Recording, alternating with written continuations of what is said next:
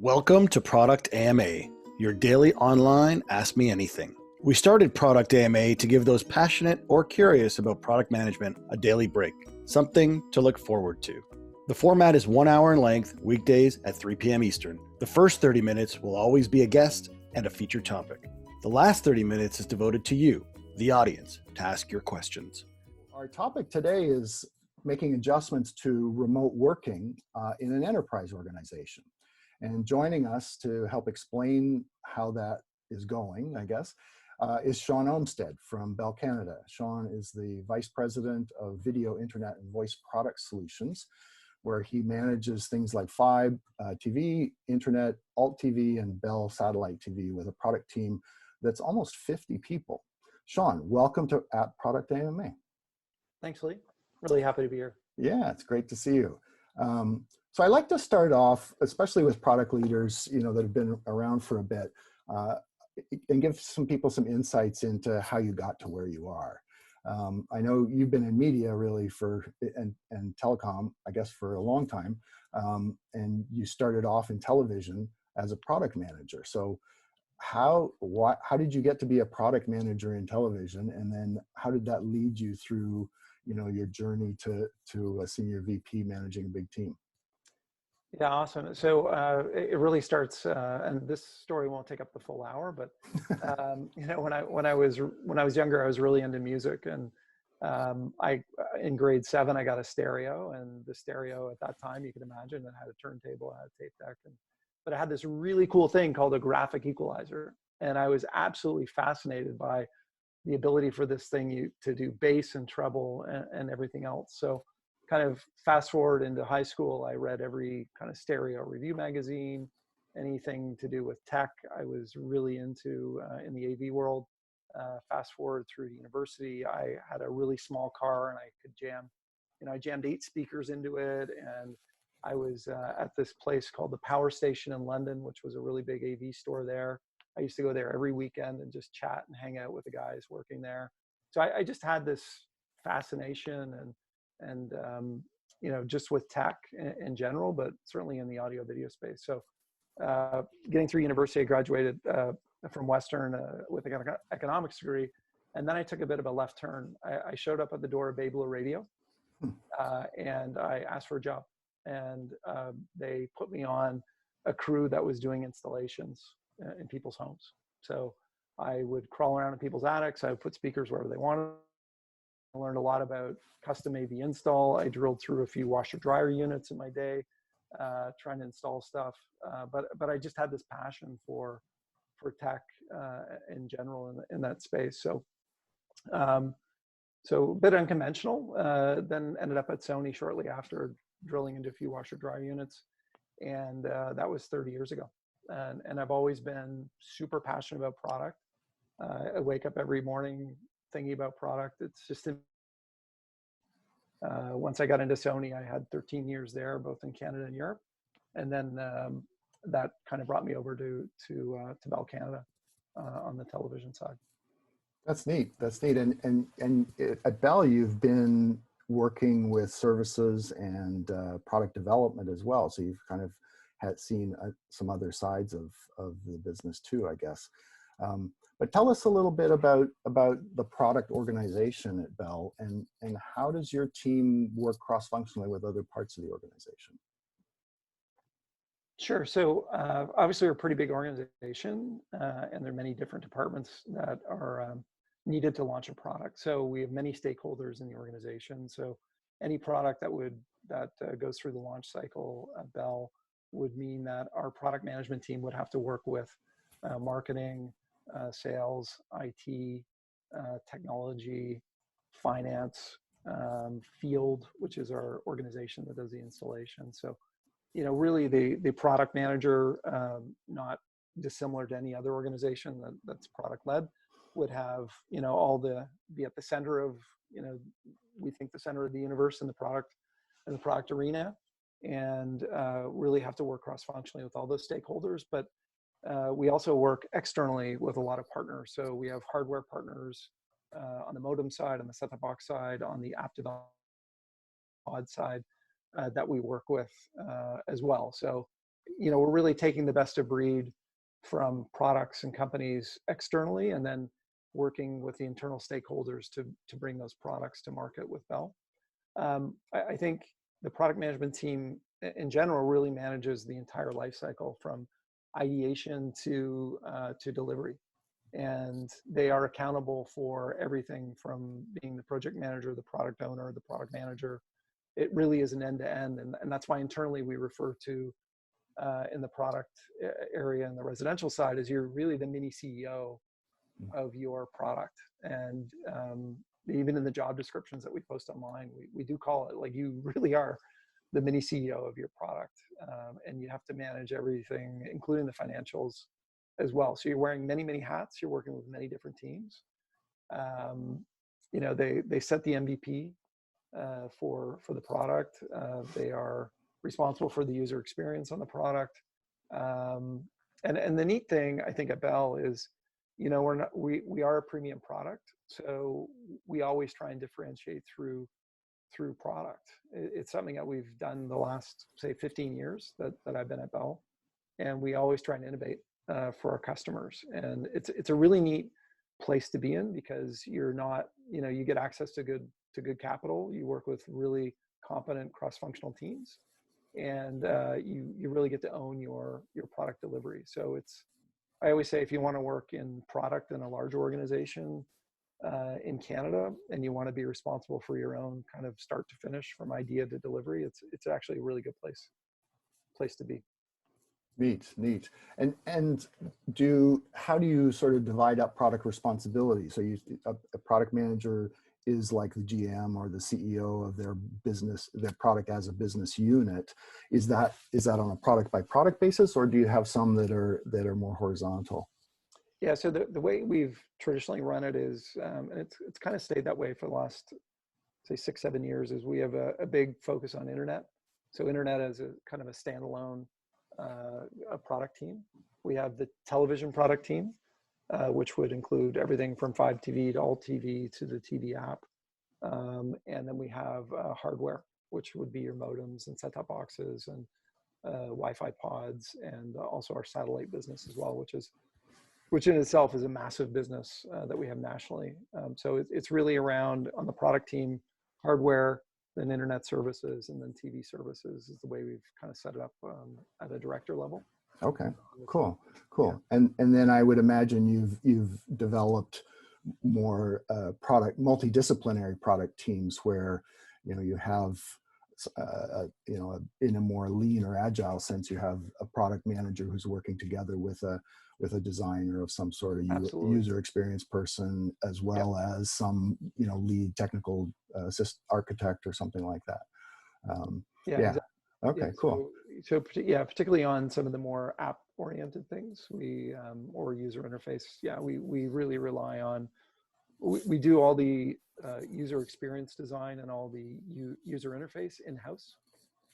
So that's been something that's been consistent since we started Fibe back in 2010, and that individual actually does a lot of the user experience across multiple product categories. Right. And I suppose, like me, you've been around for long enough that you've seen the evolution of and the importance of looking at the complete user experience, as the product now, right? Like, the product is not just an app or just the hardware piece, but it's that end-to-end user experience. And so that's where there's a lot of cross-functional alignment that comes in, right? Whether you're working with support or sales or enablement or other parts of the organization. Yeah, and I think as we move forward in time, it becomes less of a game about, does somebody have a better mousetrap in terms of hardware? Everyone's chasing the same standards around, whether it's Wi-Fi 6 or, the evolution of some new technology. I think really the magic is going to be in the user experience. And I think that is, the differentiator moving forward. It's less about, hey, does it have this many antennas, or, does it have, this many, MIPS of DRAM in it or whatever. It's really going to be, how quickly can somebody, open an app and get to the content that they want to get to, or troubleshoot an issue, or find the kind of programming they want to get to on the television. Like that's the user experience is, I think, compared to 10 years ago when it was all about, oh, I need a bigger PVR hard drive. I need, 50 hours isn't enough. I need 100 hours. And people focus more on that experience versus just a real user experience, for sure. Yeah, neat. So more on sort of continuing to talk about alignment across the organization, back to a product process that other parts of the organization understand. So do you guys work with a structured product process or framework of some sort? And what I want to get to what kinds of things have changed as you've moved to a remote environment, but tell us first about, that process and how other parts of the organization kind of look at it. Yeah, so I don't think it'll be a big surprise. So I think we use, and you can imagine in a large organization, we're very capital focused. So there's a lot of checks and balances in the company, which you'd expect from a company like BCE. And we have a very similar process to like a stage gate process, where we have a multiple stage process. I think that's served us very well as we've moved more towards agile. We've adapted, different methodologies for the team, and I don't think we invented this by any means, but kind of a hybrid process where if you do have a lot of IT, you're more focused on waterfall. But if you can decouple it from the IT stack, and you're not worried about billing, you can be more in an agile state. But in general, I would say we're very much in line with more of a stage gate type of process that we've been accustomed to, and we've adapted to agile for many of our projects. And in some ways, we've kind of instead of doing these big monolithic launches where you're kind of lining up all resources and doing a big waterfall, you're now also kind of applying agile to these bigger projects to launch them in stages, even though you're kind of still doing some of the traditional waterfall stuff within the project. So yeah, and that is especially understandable with more on the hardware side, where there are pretty significant investments that you want to go through those gates and make sure that you have everything in place and the validation that you need. We get spoiled in SaaS, especially with software being totally agile, because we can adapt really fast, and each investment of effort isn't necessarily huge. Whereas when I started in the Unix software world, our development cycles were 18 months, and you kind of get to the end of that and think, wow, that's a big investment at a lot of risk. So thank goodness it's changed. Yeah. No, we've been there, we've seen that, and it's good to move into. Yeah. So tell us a little bit about what's changed in the last couple of weeks, like, in terms of that product process or the framework. I mean, we'll get to talking about the people themselves, but, in terms of that process, what have you had to adapt? So I think what's changed, as you can imagine, product hasn't necessarily been the focus for BCE. I think it's been taking care of our customers. And as you can imagine, there have been a lot of, impacts to our customers across the country, whether it's on the mobility have or residential. And obviously that's driven a lot of calls into the call center as people have migrated to a working from home environment and needed more services at home, or needed installations at home, or needed to beef up their internet or improve their Wi-Fi. So I would say what's changed over the last 3 to 4 weeks is it's less about products and talking about new products. It's really, everyone in the product organization pulling to help our customers. So whether that's putting product people in the call center so they can help out and alleviate some of that call volume that's been coming in. That's been really the focus, as opposed to, doing products. Like another example is we've moved to installations where techs are not entering the home. So the product team has kind of rallied around, what does that look like, and supporting the field organization to do an install where everything is really done outside the house. And then, basically the technician can put it on the doorstep and the customer can kind of bring in and plug in and everything works. So it's been this transition where all of a sudden we kind of put a hold on some innovation for the moment, I'd say, and really pulled together as a team to see how we can support the broader Bell and our customers generally that are with us today. So I think, it's slowing down for the short term, and just really looking at balancing, internally for those that weren't kind of redeployed, it's just looking at priorities again. You know, how have our priorities changed over the last 3 weeks? What does that mean? Do we need to pull up some of the things that weren't as important before, i.e. like self-serve, obviously hugely important for the organization. So, you know, what elements of the products we're launching, maybe they didn't have a robust enough self-serve. And I think what we've all learned is that, you know, self-serve is pretty damn important. And, you know, especially now and could be for the next number of months. So it's really just looking at what's on deck for the products that are on the roadmap, and then making sure that they have the right amount of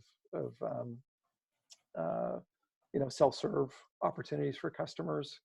I'd say, you know, when our internal partners, because to launch something at Bell, as I talked about earlier, you really need everyone around the table, the finance guys, the field guys, the call center people. And I think, you know, they're really focused on doing the right thing for our customers. So they're not necessarily available for us to really interface with for the moment to get things off the launch pad. So it's, you know, working away, prioritizing, and just waiting for the organization to kind of get back to, you know, routine of daily business for the product folks to be able to launch stuff. Yeah, yeah. If we do get back to that, I Yeah. mean, certainly, I had an interesting chat with Saeed Khan yesterday about you know, a similar sort of topic in, you know, managing in uncertain times, and I think, you know, what you're saying is true for a lot of people, that it's all hands on deck short term to make sure that things are stable or the customers are being taken care of and that sort of thing. And so there's some adaptation to that.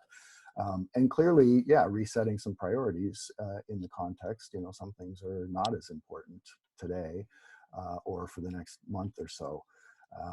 But ultimately, probably the long-term strategy doesn't really change much No, until we start to see, you know, how this has or how it does affect the way we work and the way we interact with people in the community, right? for sure. Yeah. So, and that's especially true in an enterprise organization, I guess. Yeah. Interesting. So, so I guess when I was interested in, I get to the personal experience in a moment, but Sure. You know, I mentioned like a lot of you guys, like the rest of the tech industry, are used to spending time online, working remotely with people. Is this a little different? Like, you know, what sort It of is. Yeah. differences have you noticed?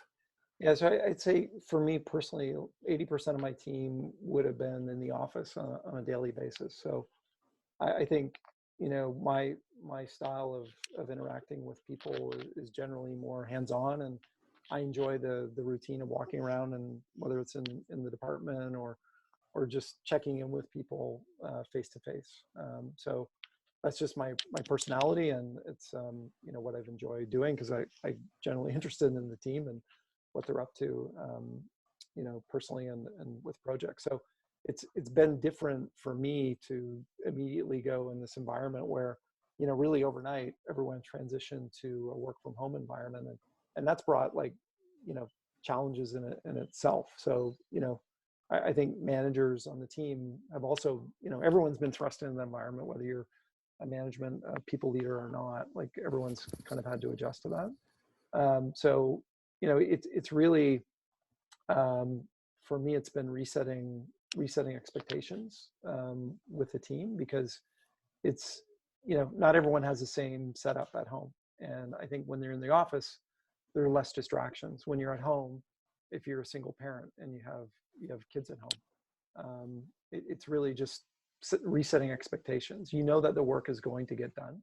but the work may not get done in the same way it got done before, and it may not get done in the same time frame. And I think that's been the adjustment that has been probably the most, you know, something that we've needed to think through more and more as managers, is that, you know, our people are good people, and they're passionate as I am about our products and services. And I think we know they will get the job done, but not everyone's going to work to the same time schedule. And I think we just have needed to recognize that we need to be more accommodating for our people, because it's challenging, and I think it's stressful for everyone out there. And then just adding more stress to everyone's day by saying, you know, we're gonna have the same exact call schedule, and we're gonna, you know, you need to be on video 24/7, You know, like if I have one person that would say, hey, can you put yourself on mute because I can hear your kids in the background, I think I would lose my mind.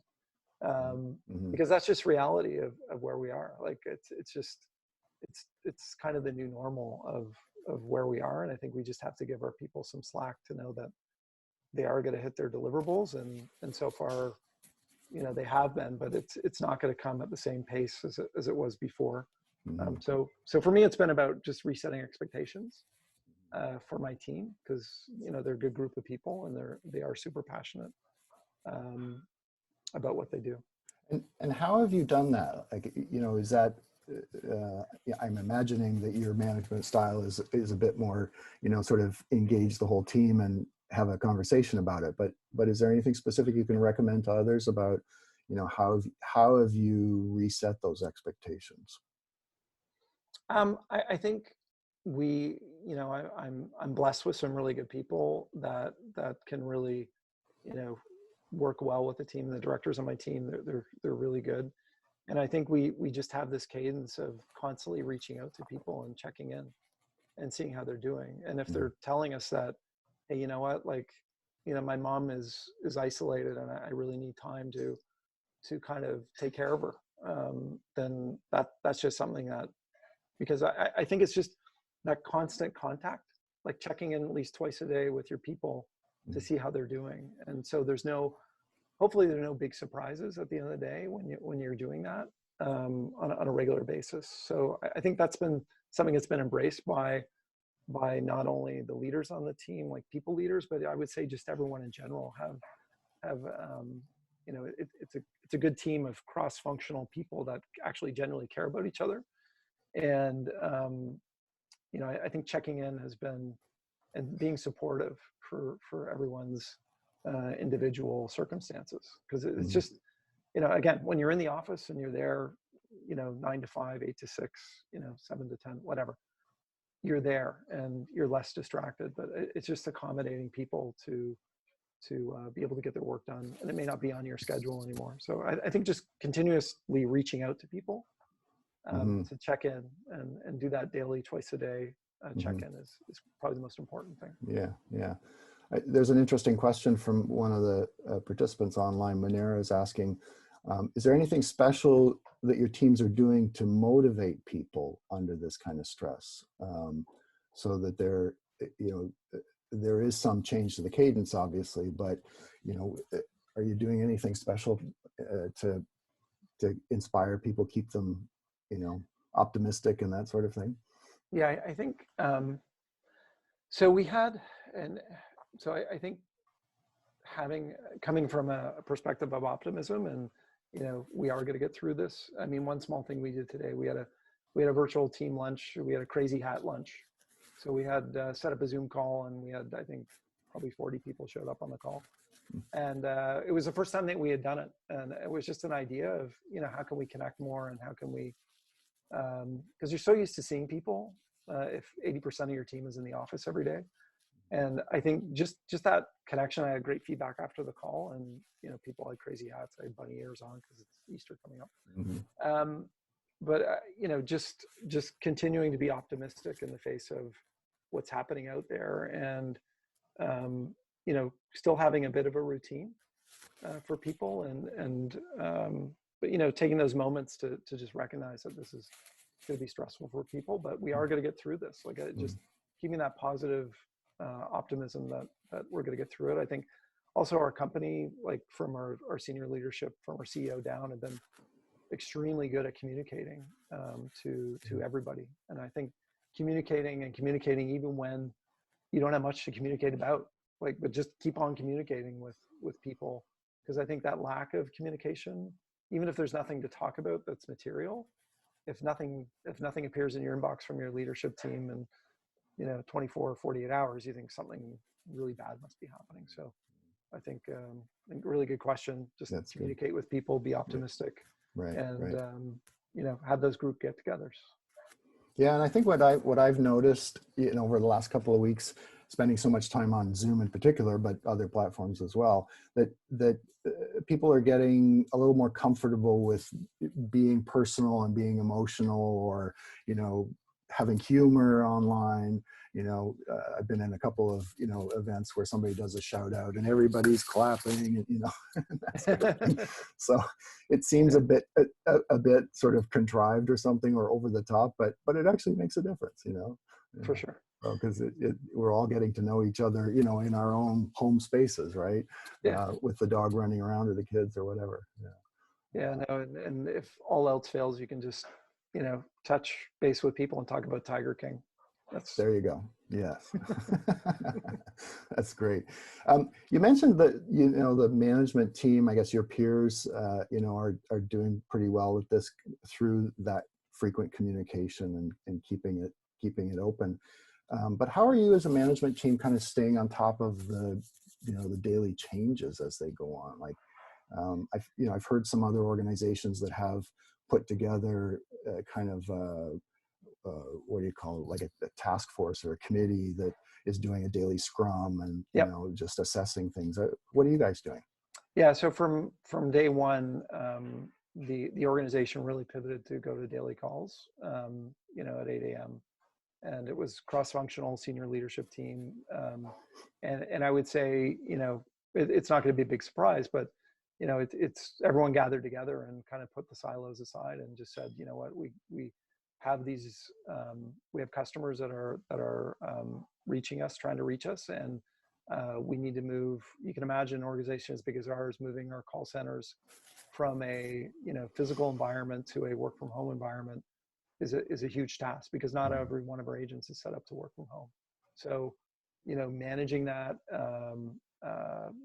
took a lot of effort cross-functionally, and it really came out of those daily calls, and those continued through the weekend. There was a tremendous amount of work done, over the weekends by not just senior leadership team, but everybody at Bell who was associated with kind of those projects. But I think, you kind of hit the nail on the head. It was daily scrums. They started immediately. It was chaotic at first, and as people got into rhythm and understood what the priorities were, it became less chaotic and more results. And simple things like the installation process that the field team came up with tech not going into the home. That's a great example of the team pulling together in less than a week, putting that out there, which is pretty amazing. So it's everyone's been pulling together really for the customers, to make sure that they're taken care of first. That's great. That's great. To everyone that's on the call, just as a reminder, you can ask questions for Shawn and I to talk about. You can use the chat window in Zoom here, or you can put it on Twitter if you want. We're watching both, but the chat window is just fine. And our Twitter handle is @ProductAMA, but since you're here in the call, you can use chat. So Shawn, I do have another question here. So Demoniot asks, usually after tough times, there are new industries or innovations that spring up once the sort of crisis or harsh time ends. Do you foresee that kind of thing happening in Bell? So on products and services, like I mentioned, I think more of a focus on self-serve, and in terms of new products and categories, I think we've been so focused on just kind of getting through the immediate kind of crisis that it's been less about what are some of those new products and services that we could do. Certainly as more people transition to work from home, and I think that will be a lasting legacy of COVID-19, is that my hope, and I believe that after all this is said and done, people will go, you know what, working from home, it kind of does work. And so when you think about new products and services, it's just, on our fiber networks that we built, how, how do we make those even better for people working from home? How do we improve latency? How do we improve the Wi-Fi that people would be experiencing? I haven't really sat back and thought about, what other products and services could layer onto that as more people transition to work from home. But I think, it's a good question. No doubt there will be lots of new delivery services that appear out of this, because, certainly if more people are working from home, there'll be less time, to, as this kind of continues as well, more people will be kind of stuck at home, and I think there'll be a lot of innovation. I mean, there are a lot of smart people out there that are going to figure this out in the short term to help all of us, and I think no doubt there will be some new businesses that spring up from it. Mm-hmm. Yeah, and in fact, that as product, craft, practicing our craft and product, we look at situations like this once things settle down a little bit. We start looking at, okay, what kind of different problems do our customers have? What are the changed pain points? What are the the underserved needs now that were different than prior to this? And that kind of discovery process then helps drive that new kind of innovation and different perspective. Yeah, and that's spot on. So I think in a product world, that intersection between customer, your competitor, and your company's core competency, capability, and really stepping back and doing the work, doing the grunt work, I think, to follow and figure out the right strategy. At the end of the day, products are just tactics, and if you have the right strategy in place, you can figure out what tactics to build. And no doubt, if you could just take a step back, there'll be a lot of smart people out there that kind of look at that intersection between those three C's and figure out the right strategy, and then develop the products that will ladder up to it. So earlier you mentioned that product managers on the team are really that kind of GM or mini CEO, and really are looking at the kind of end-to-end business for their product. How do you get them to spend enough time with customers and using what's come to be known as sort of customer empathy to really deeply understand their problems or underserved needs? How do you do that? It all starts with a truck roll. So it's actually going with a technician. So team members, including myself, show up. I wear a bell blue shirt. I look, I'm a tech for the day, and I'm side by side with the tech, and I'm just learning. Like, I'm learning, talking to the customer, interacting with the customer, looking at the unboxing experience, looking at the first, as our products get lit up, what's the reaction? Could we do better? It's really just being in the home, which we can't do right now, but that really is I haven't found a better way to do it. I learn a lot every time I go on a truck roll for a new product or existing product. I always learn something. I encourage the team to go do that as often as they can, and even if it's not something in their area of expertise. So it could be an internet issue, but the person may be working on television, but I really want them to embrace the end-to-end customer experience and bring back feedback from the customer on everything, not just what they're working on or focused on. So that to me has been the most effective way of doing it. The other way we do it is particularly on apps, bring in the voice of customer, and we just have a great feedback loop that's been developed on the broader Bell team, on our kind of marketing team, and the report I get every month on every single rating that we get, and responding to every single rating, responding to every single comment on the apps, has been amazing feedback that we get, and that report gets consolidated, and it's just a gold mine of great feedback that we get from customers without having to go on a truck roll, because that experience and responding to customers and listening to them on terms of features is just amazing. Like, I love it. It's just the best part of being in product is getting that customer feedback. Right. And seeing hopefully not the exasperation, but the joy on their faces. Yeah, but you know what? I always say, like we talked about off the top, like, I love all my children, and my children are my products. And when you talk badly about my product, it's like calling my child ugly or something, right? So I respond in a way that I want to fix your problem, right? And I want to fix the service, and it gives me an opportunity to learn as I do that. So, I get calls all the time, not from people in Bell, but somehow they find my email online and they email me, and I do take it, personally to fix their problem and to learn from it and figure out how we can do better. Right. Right. Yeah. It's those are the inputs that really help you identify where the some of the root causes may be that you could address. Yeah. Yeah. We're not perfect. We're not No, perfect. of course. None of us are. We're trying. None of us are. Yeah. Yeah. Any other questions from the audience? You're welcome to ask questions on the chat window. So fire away. Anything you're curious about from an experienced product leader like Shawn? I have a question. I have a question for you, Lee. So what's the best product that you've ever been involved with, or we're part of the launch team on, or we're part of the product team, or led the product team, or whatever part? What do you mean by the best?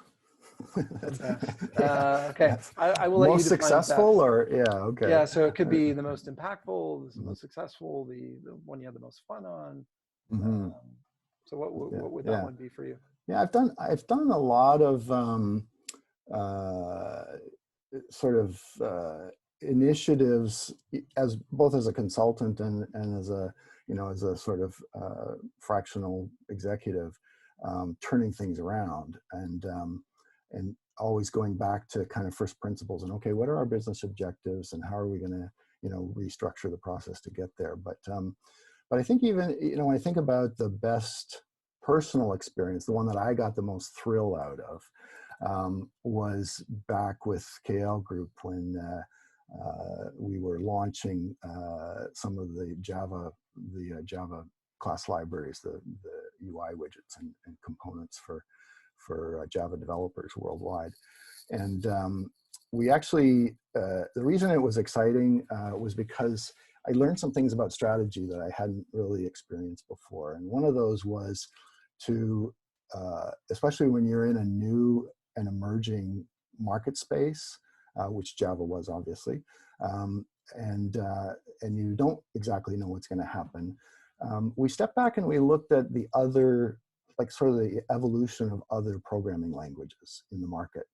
And we kind of use those as a proxy to say, okay, where do we think things are going to go with Java tools, with Java development tools? Like once developers start working with it, what are they going to need, right? And so we were able to anticipate what was going to happen. And so initially we had partnered with a lot of the visual development environments, the IDEs, and had bundled our components, our class libraries with those to get exposure to all the developers. And that was phenomenally successful. We had a huge install base, a lot of brand awareness.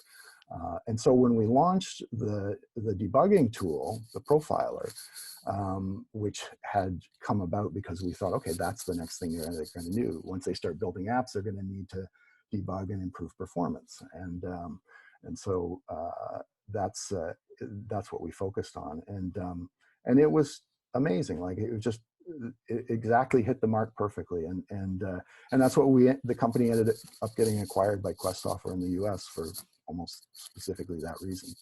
Awesome. So it was a long journey, but very satisfying, and I learned a lot from it. So it's helped. That's awesome. Yeah. Thanks for the question. That was fun. Let's see. Any other questions, Mark? I'm not seeing anything right now. So let's talk a little bit about sort of you as a leader. What are you learning as a leader and having to adapt to? Yeah, I think I'm fortunate that unfortunately my kids are a bit older, and so for me my day can be my day without having to cater to having small kids running around and having to worry about them getting to school, virtually getting to school. So I've been able to really focus more on, how do I communicate with the team? Mm-hmm. And I think just taking the style that I, that I have at work, which is being pretty open and kind of being available and being visible, and trying to, how do I make that into a virtual world?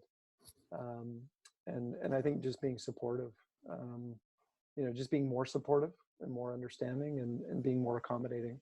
I think, trying to be as accommodating as possible, knowing that people are going through a pretty difficult time, and there's a lot of craziness in the world going on. And I mean, it's just, being respectful that people are going through a lot, and we still kind of expect them to, get the work done at the end of the day. But I think it's just taking a tone that's a bit more, that's just a lot more accommodating for people to be a lot more understanding of their mental health. And as my as my family says, everyone has mental health, and hopefully it's in a positive trajectory, but it's a stressful time for people. So for me, it's really just making sure people feel supported in their daily routine, and to make it open for them to reach out if they don't, if they need something. So right. And I think it's going to be, another, if you live in Toronto, maybe another few months before you get back to going anywhere. And it just, that's it. We're going to get used to this. Yes, we're going to get used to the new normal. The for new sure. normal, yeah. That is interesting. But the one thing that it's great to see as a product person, the products and services that you've rolled out, i.e. internet, fiber, and the usage that, and really not just Bell, but I would say, kudos to Rogers, kudos to TELUS. Like the networks that we have in Canada are world class, and all the traffic that we're putting on our wireline networks, and Canada is doing awesome globally in those networks. So it's cool to be a product person and see that even in these really difficult times, that the products you've built are really helping people, whether it's achieving a work issue or achieving just a personal issue, that the networks are there and they're working. So that's kind of fun as a product person to see, 60% increase on internet traffic during the day, and 70% increase in TV traffic, but everything's kind of hanging in, and knock on wood, performing well. So that's kind of fun with the products that you work on, that people are are getting good value out of. Yeah, no kidding. It's a testament to enterprise quality, sort of rock solid stability.